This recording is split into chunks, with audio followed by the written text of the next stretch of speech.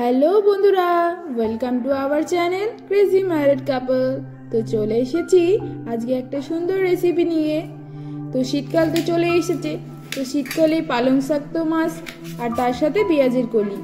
তো পালং শাক আর পেঁয়াজ কলি দিয়েই ভাবছি আজকের আমার রেসিপিটা করবো। তো এটা আমি আমার নিজের মন মতোই করেছি।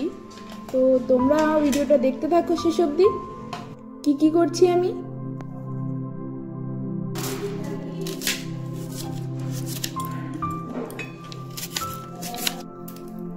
তো সবার প্রথমে আমি পেঁয়াজ, টমেটো আর রসুন এগুলোকে কেটে নিচ্ছি। তো এক এক করে পেঁয়াজটা টমেটোটা কেটে নিয়ে আমি এবার এটাকে পেস্ট করে নেব। তো এটা পেস্ট করে নেওয়ার পরে আমি আস্তে আস্তে বাকি যেগুলো আছে সবগুলো দেখাচ্ছি, চলুন দেখতে থাকুন।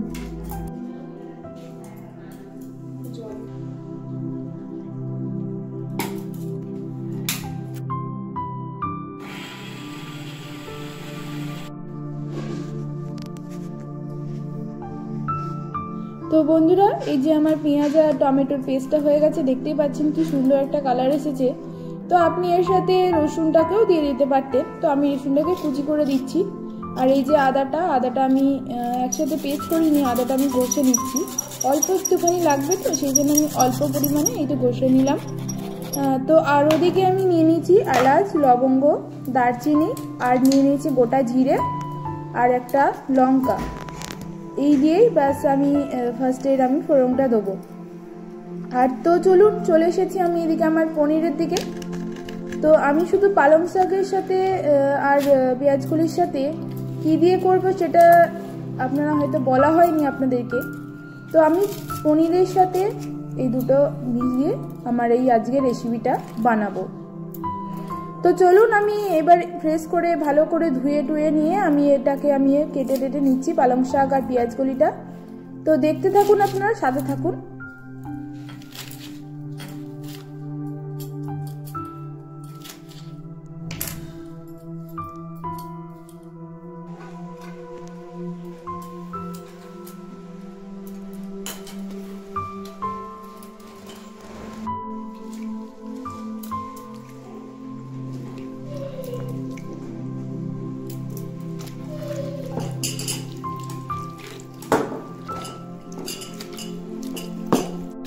তো পালং শাকটা আর পেঁয়াজ কলিটা তো আমি কেটে নিয়েছি। তো এবার ভালো করে ধুয়েও নিলাম। ধুয়ে নিয়ে আমি এবার গ্যাসটাকে জ্বালিয়ে নিয়ে আমি আমার জলটা গরম করে নিয়ে ওর মধ্যে আমি পালং শাকটা ভালো করে অল্প একটু ফুটিয়ে নেব, যাতে সেদ্ধ হয়ে যায়। তো এটাকে আমার পেস্ট করতে লাগবে, সেই জন্যই আমি দিয়ে নিচ্ছি। আর আমার জায়গাটা ছোট বলে আমি এটা দুবার করে আমার সেদ্ধ করতে হয়েছে, একবার পালং শাকটা, তারপরে একবার পেঁয়াজ কলিটা। তো বন্ধুরা দেখতে থাকুন ভিডিওটা, আশা করি ভালো লাগবে।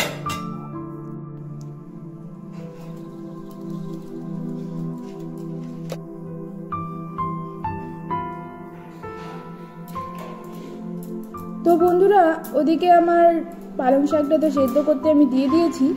আর এদিকে আমি গ্যাসটা জ্বালিয়ে নিয়ে আমার ফ্রাইং প্যানটা চাপিয়ে দিলাম। তো ওর মধ্যে তেল দিয়ে দিয়েছি, তেলটা গরম হয়ে গেছে হালকা। আর এদিকে পনিরের মধ্যে আমি নুন আর অল্প হলুদ দিয়ে মাখিয়ে নিলাম। আর পনিরগুলোকে হালকা লাল করে আমি ভেজে নেব।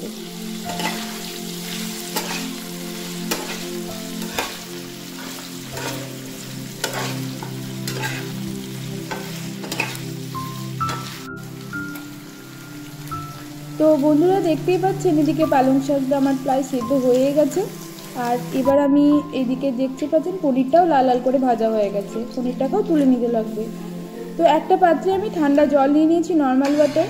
তো পনিরগুলোকে আমি তার মধ্যে ডুবিয়ে রাখছি, কারণ কি পনিরগুলো জলের মধ্যে ডুবিয়ে রাখলে ভালো সফট হয়। ঠান্ডা জলে চুবিয়ে রাখলে পরে সফট হয়, তাই আমি ঠান্ডা জলে ডুবিয়ে রেখে দিলাম পনিরগুলোকে। তো আপনারাও এটা ট্রাই করে দেখবেন, অবশ্যই এটার ফল পাবেন, কারণ কি পনিরগুলো জলের মধ্যে রাখলে পরে অনেকটাই সফট হয়। তো যখন ইউজ করবেন তখন অবশ্যই জল থেকে তুলে নিয়ে করবেন। আর এদিকে আমি পালং শাকটা তো সেদ্ধ হয়েই গেছে দেখলেন। তো আমি এটাকে জলে ঝরিয়ে নিলাম জলটাকে। আর এদিকেও আমি সেম ওই একই কাজ করলাম, ঠান্ডা জল দিয়ে দিলাম, তার মধ্যে আমি পালং শাক সেদ্ধটা দিয়ে দিলাম, যাতে এটা নর্মাল হয়ে যায়। গরম আছে তো আমাকে এটা পেস্ট করতে হবে। সেই জন্য আমি ঠান্ডা জলের মধ্যে দিয়ে দিলাম। আর এটা ঠান্ডা জলে দিলে পরে কালারটাও ভালো আসে।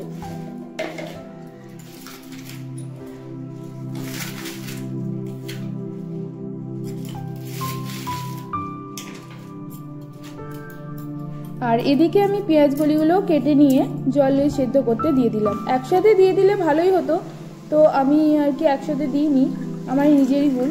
যাই হোক, আমি এদিকে পালং শাকটা পেস্ট করে নিচ্ছি। পালং শাকটা পেস্ট করে নিয়ে আমার মিক্সিং জারটা খুবই ছোট, সেই জন্যই আর কি আমার দুবার করে করতে হয়েছে। তো পেস্টটা করে নিয়ে তারপরে আপনাদের সাথে কথা বলছি।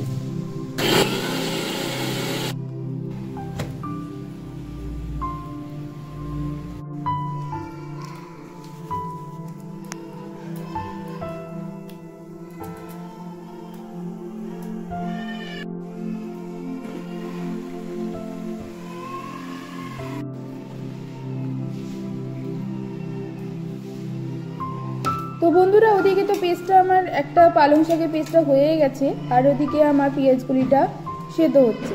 আর এদিকে আমি চলে আসলাম, আমার যে পনিরগুলো ভিজিয়ে রাখা ছিল সেই পনিরগুলোকে তুলে নিলাম। তো ওগুলো তুলে একটা সাইডে রেখে দিলাম। আর এদিকে আমার পেঁয়াজগুলিটাও সেদ্ধ হয়ে গেছে।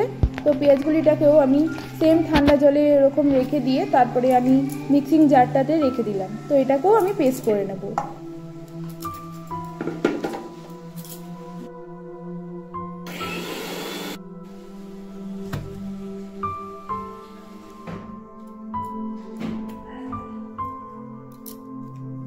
তো আমার সব রকম পেস্ট করার কমপ্লিট হয়ে গেছে। এবার আমি চলে এলাম রান্নার উপকরণে। তো রান্নার উপকরণটা শুরু করার আগে আমি এইদিকে দিয়ে দিলাম কড়াইয়ে তেল। তো কড়াইয়ে তেলটা গরম হতেই আমি দিয়ে দিচ্ছি আমার যে গোটা যে মশলাগুলো ছিল, এলাচ, লবঙ্গ, দারচিনি, শুকনো লঙ্কা, তারপরে জিরে, তারপরে রসুন, আদা, সেগুলো সবগুলোই আমি দিয়ে দেবো এক এক করে।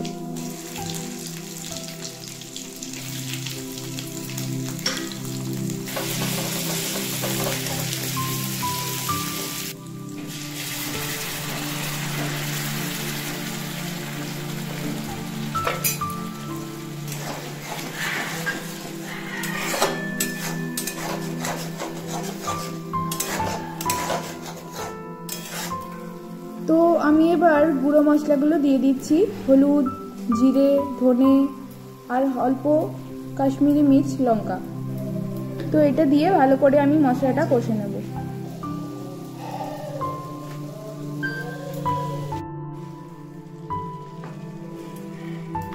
তো আমার মশলাটা কষা হতেই আমি দিয়ে দিলাম আমার ধনেপাতা আর পেঁয়াজগুলি যে পেস্টটা ছিল সেটা দিয়ে দিলাম। তো এটা দিয়ে ভালো করে আমি ফুটিয়ে নেব।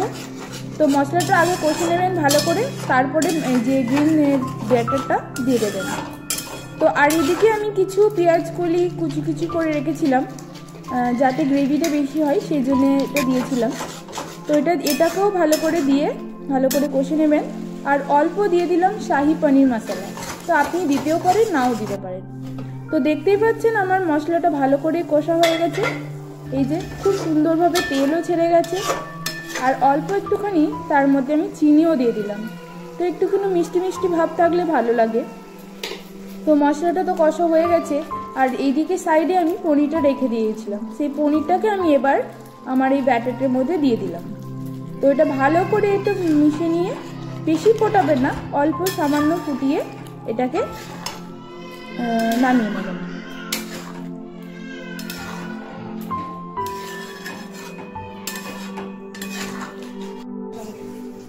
রান্না করতে করতে রান্নাঘর পরিষ্কার করি, নাহলে পুরো ছিঁড়ে লাগে।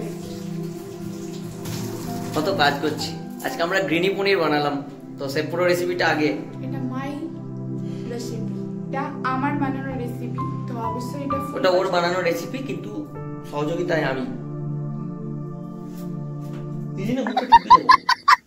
তো গ্রিনি পনিরটা বাড়িতে এরকম ভাবে ট্রাই করবে সবাই, দিয়ে বলবে কেমন হয়েছে। আর আমাদের চ্যানেলটা অবশ্যই সাবস্ক্রাইব করতে হবে। Crazy married couple.